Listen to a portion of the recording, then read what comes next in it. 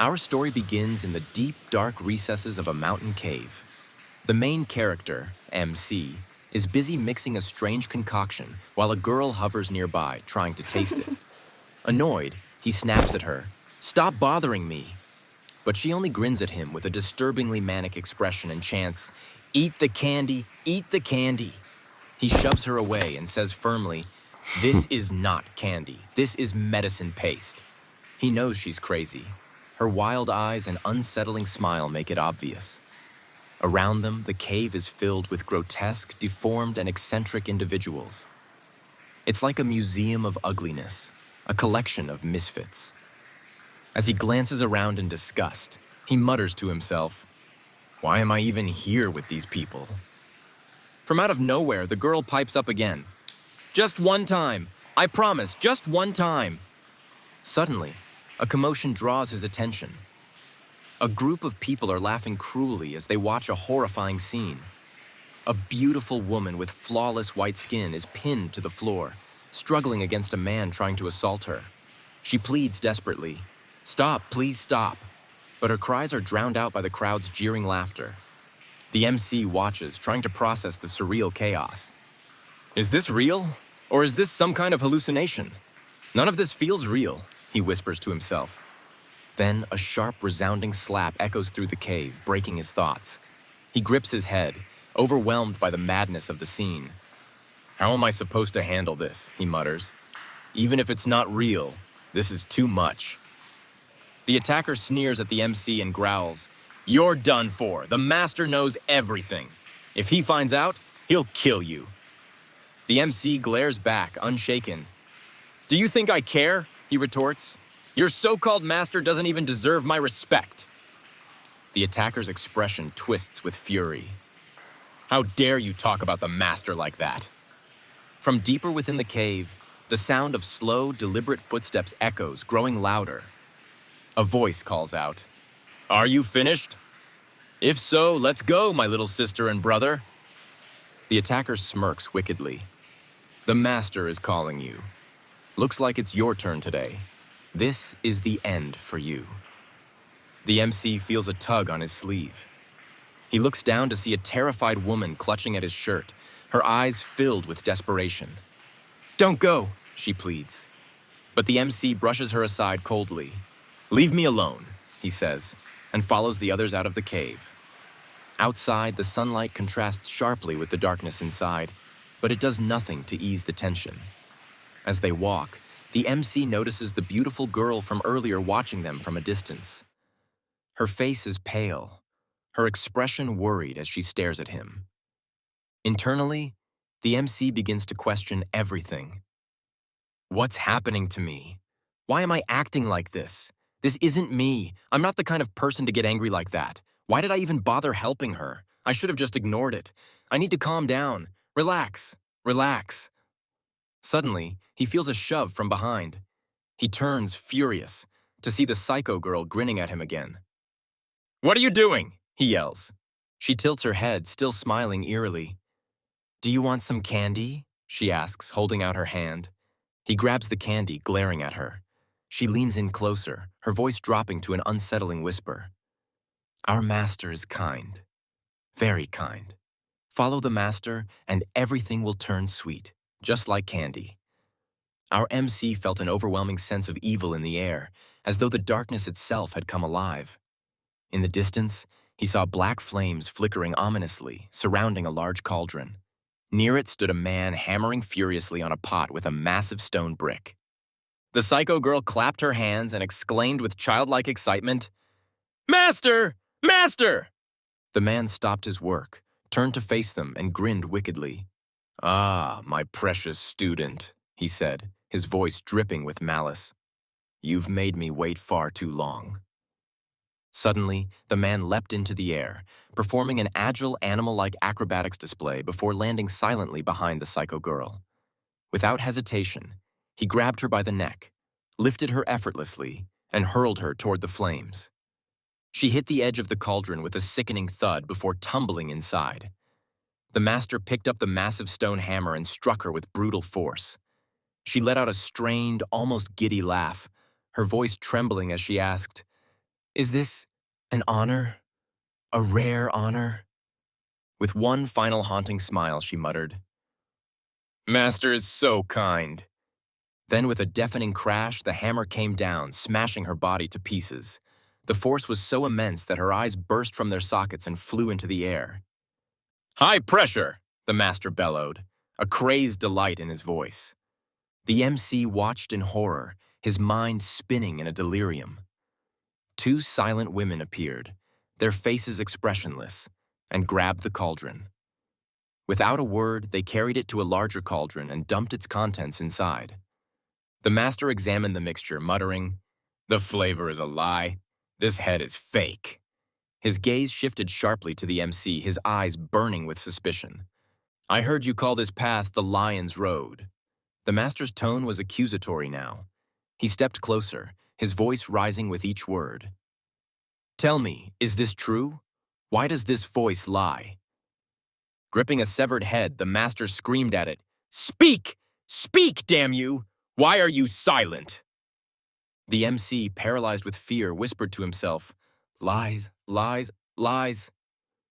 Suddenly, everything vanished. The sounds, the smells, the darkness, all of it disappeared.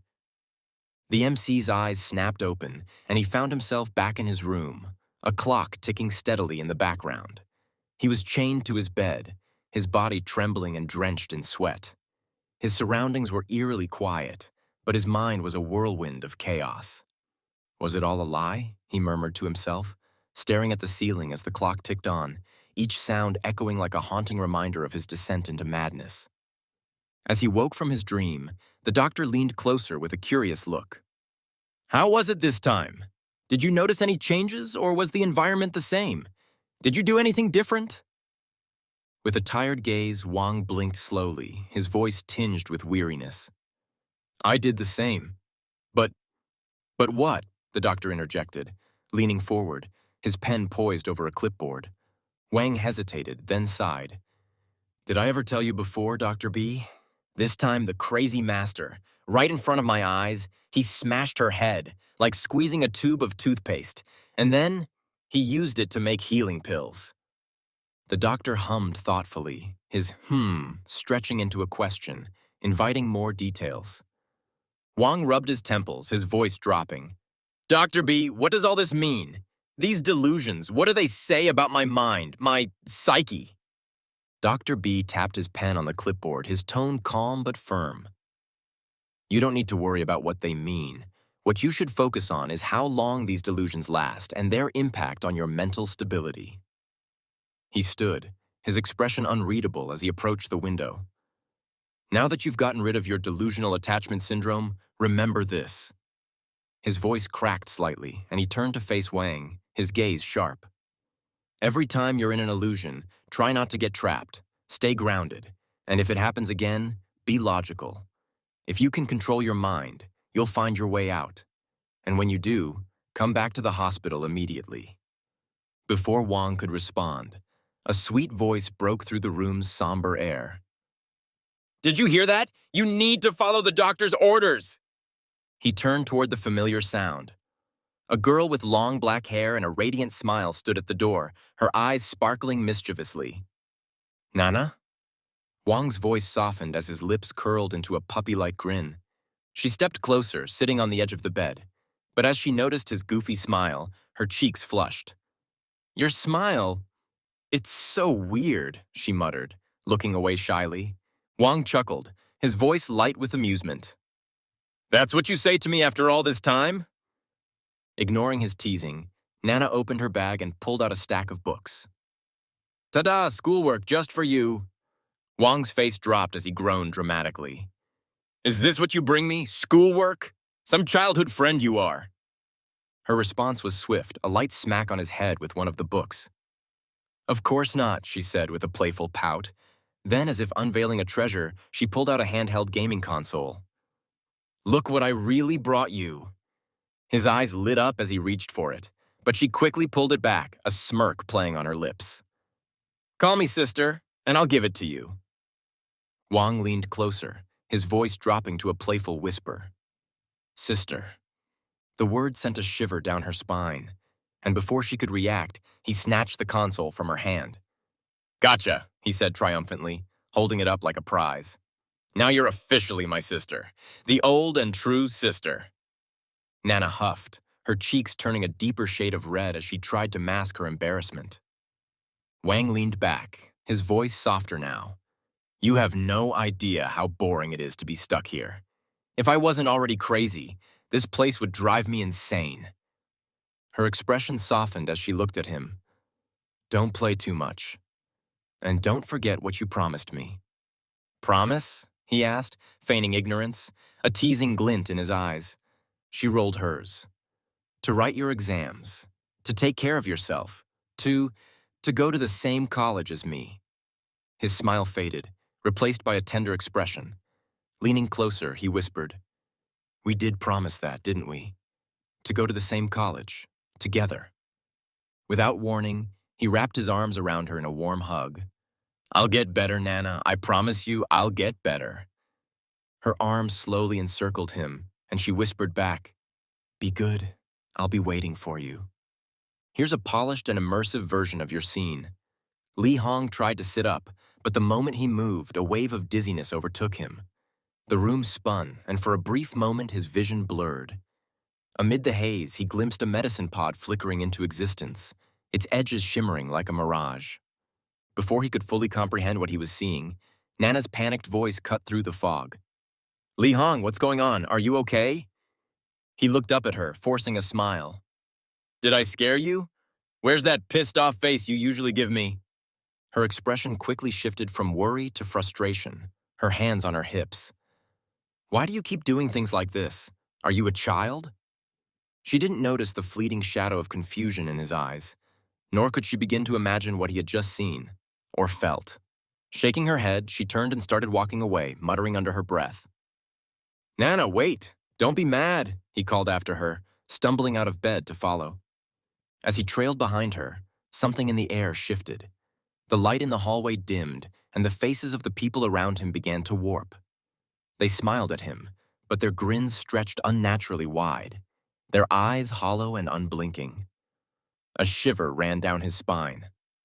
"Hey, Nana," he said, his voice trembling slightly. She turned to face him, her expression unreadable. But when she spoke, her tone was different, low and sultry, sending an inexplicable chill through him. "I'll come back next week to visit you," she said, her voice dripping with a strange, almost seductive charm. He blinked, the eerie atmosphere pressing down on him.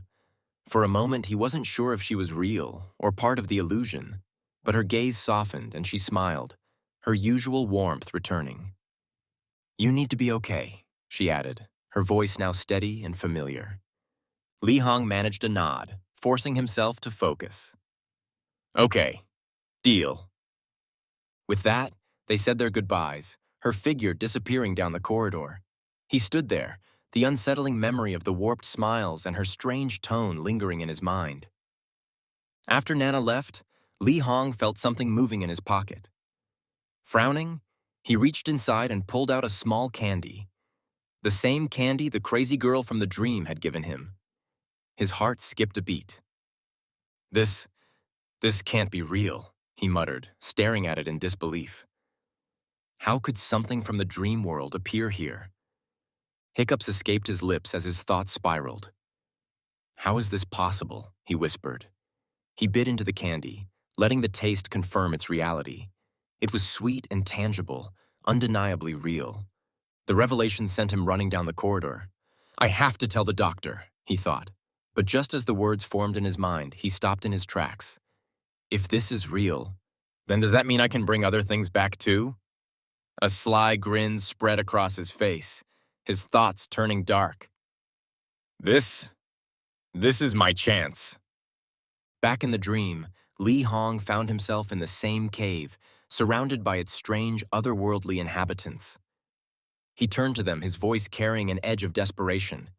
"Does anyone here have money? A silver coin? A diamond? Anything valuable?" The people exchanged confused looks, murmuring among themselves. Frustrated, Li Hong let out a deep breath. "Dumb people," he muttered under his breath. "Why do I even bother?" As he sulked, A gentle poke on his shoulder caught his attention. Turning, he saw the pale girl he had saved before. Her wide eyes and soft smile made her stand out in the crowd. "Brother, can you come closer?" she asked. She reached under the hem of her tattered garment and pulled out a thin golden bracelet. "Will this help you?" she said, her voice kind but hesitant. Li Hong's eyes lit up as he inspected the bracelet. It shimmered faintly in the dim light, and he confirmed it was real gold. "This is good," he said with a nod. "I'll borrow it and give it back later." He handed her the candy in return. "Here, take this," he said. The girl's face brightened as she tasted the candy, clearly delighted. But the exchange didn't go unnoticed. The others in the cave muttered among themselves, their expressions darkening as jealousy took root. A sudden voice boomed through the cave, silencing the murmurs. "Why are you all here? Aren't you supposed to be working?" Li Hong turned to see a man standing at the entrance, his figure shrouded in the cave's shadows. It was one of the master's favored students. "The master needs you," the man barked, his tone dripping with disdain. As the crowd scattered, Li Hong found himself face to face with the student, who sneered at him. "Pathetic," the student said. "You didn't even become medicine like the others. That would have been an honor." Li Hong's jaw tightened as he glared at the man. Who was this guy to talk down to him? His eyes caught a glimmer at the student's waist, a piece of jewelry. His mind raced with possibilities. Later that night, Li Hong crept into the student's room, his heart pounding. With practiced ease, he snatched the jewelry, a triumphant grin spreading across his face. "That was too easy," he whispered, holding the item up to the faint moonlight. "Mine now." As he turned to leave, a faint glow from a corner caught his attention. His stomach sank. There was someone else here. Before he could react, the student appeared behind him, his face twisted into a sinister grin. "It's late," he said, his voice unnervingly calm. "What are you doing here?" Li Hong froze, his mind racing. "What are you all doing? Planning to escape?" he blurted out, trying to shift the focus. The student's hand shot out, grabbing Li Hong by the neck. "Don't scream," he hissed. "If you follow me, you'll die here. Do you want to become medicine?" The tension broke as the student released him. "Come with us," he said. "Big Bro has opened the gate. We're leaving this hellhole." Li Hong hesitated. "Where will we go?" "Anywhere but here," the student snapped, pushing him against the wall. "The master will turn us into pills if we stay." Li Hong's thoughts swirled. Was this his chance to escape, or just another layer of this twisted nightmare? Before he could decide, the world shifted. He closed his eyes, and when he opened them again, he was back in the hospital, tied to the bed. The nurse's voice echoed faintly outside, but it was soon drowned out by dizziness that pulled him under once more. He awoke on the same stairs from the dream, now eerily silent. Everyone had vanished. "It's just a dream," he told himself, trying to steady his breathing. A voice pierced the silence. "Everyone, wake up! The master needs us!" In the main hall, the atmosphere was oppressive. The master stood before them, dragging a rope behind him. "Some of my students tried to leave," he said, his voice laced with mockery. "The rules are clear. Good deeds are rewarded. Wrongdoings are punished." He flung the rope, revealing 2 students tied at the end. With a twisted smile, he threw them into a dark pit. Their screams echoed, fading into an unnatural silence. From the depths of the pit, massive tentacles emerged, their slimy appendages lashing out and consuming the students. The crowd gasped in terror, but Li Hong stood frozen, his mind reeling. "This is real," he whispered. "It feels real. How is this happening?" As the chaos unfolded, Li Hong realized one thing. This nightmare wasn't just a figment of his imagination.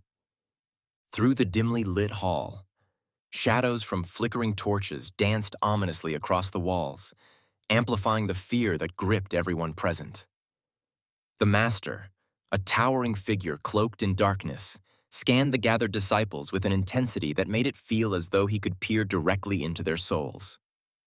"If anyone here harbors ill intentions," the master warned, his voice cold and sharp as a blade, Remember what happened today. He gestured toward the gaping hole in the ground, where moments earlier the terrified screams of the punished disciples had echoed until they were abruptly silenced. The atmosphere thickened with dread as his words settled in, their weight pressing heavily on everyone. The master's gaze fell on the protagonist, Li Hong. Though his heart raced, Li forced himself to stand still, his mind desperately repeating the mantra, "This is just a dream. This isn't real."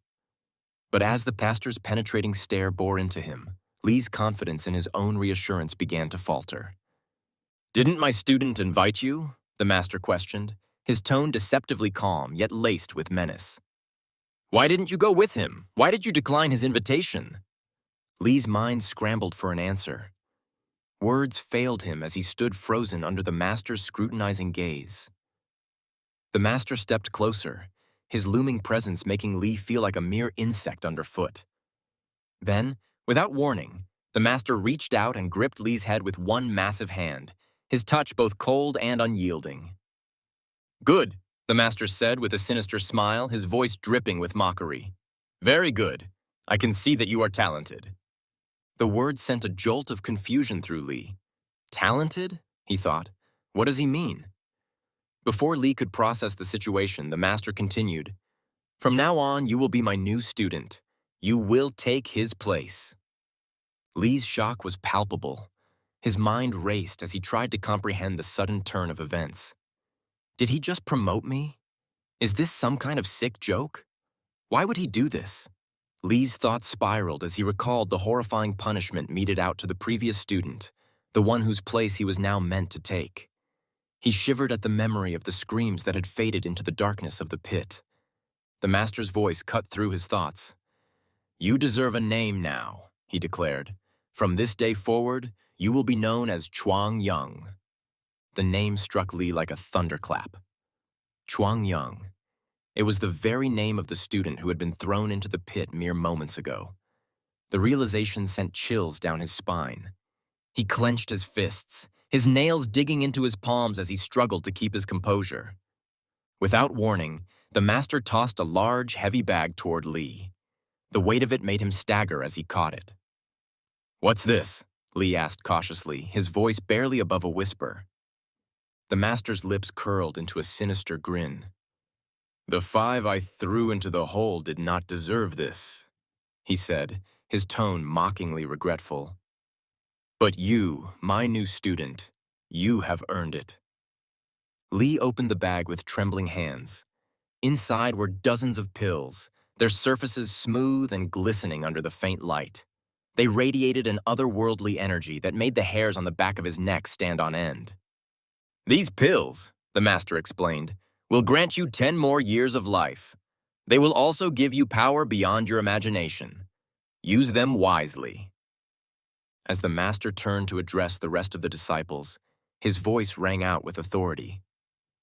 "This is the reward for obedience," he declared, holding up the bag for all to see. "Be like your new senior brother. Work hard, and you too can earn such gifts. But disobey me." His voice darkened, and his gaze swept across the room like a storm cloud. "Disobey me, and your fate will be the same as those in the hole." Li's hands tightened around the bag as the master's words echoed in his ears. The reality of his situation hit him like a tidal wave. He looked at the pills again, his stomach churning as a horrifying thought dawned on him. These pills, they were made from the very people the master just killed. Forcing himself to remain calm, Li silently vowed to survive, no matter the cost. As the disciples began to disperse, their faces etched with fear and determination, Li's mind raced with possibilities. This is just the beginning, he thought, his resolve hardening. If this truly is a dream, I'll find a way to wake up. But if it's not, I'll find a way to take control.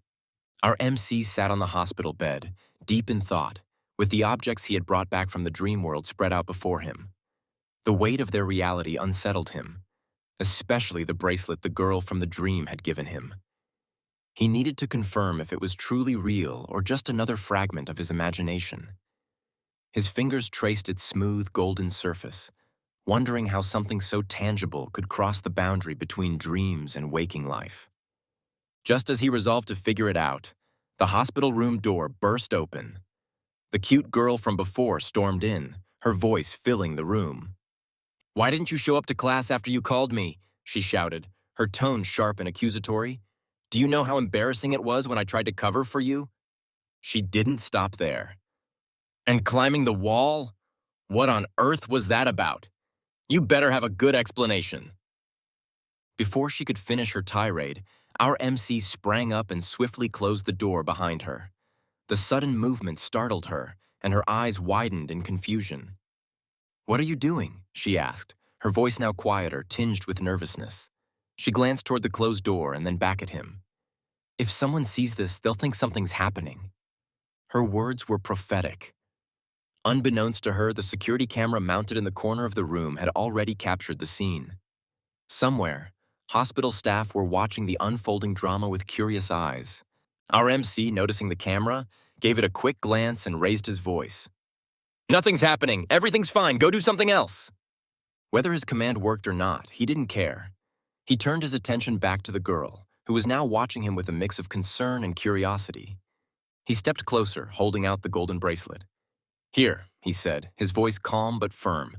"Take this." Her brows knitted in confusion. "What is this?" He leaned in, whispering something into her ear so quietly that even the prying eyes of the camera couldn't guess his words. Her face changed as she listened. First skeptical, then thoughtful. Finally, she nodded, took the bracelet, and slipped it into her pocket. Without another word, she left the room, her expression guarded. As the door clicked shut behind her, our MC sank back onto the bed. His eyes were distant, staring at the blank wall. "No one trusts me," he muttered, his voice barely audible. "Not my parents, not my friends, no one, except Nana."